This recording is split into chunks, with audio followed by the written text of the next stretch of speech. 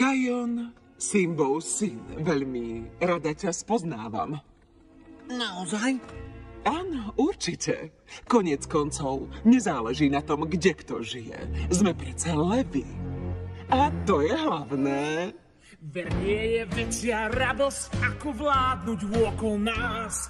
Vždy na víťaznú stranu svoje sily odovzdáš. Len uver, milý môj, že osud kráľa máš. Keď zlou mi držíš pokope, tak nikdy neprehráš. Svetu vládnu vraždy, ukáž mi svoj hnev. Levi vládnu navždy, Levi a ich hrev. Keď lev útočí, nik nie je v bezpečí.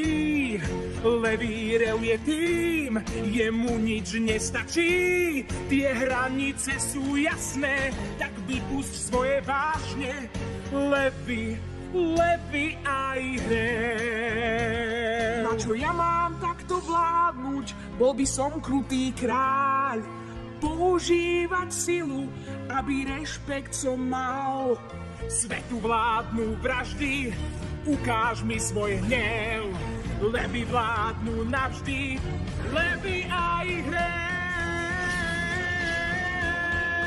Keď lev útočí, nik nie je v bezpečí. Toto nie som ja. Levý rev je tým, jemu nič nestačí.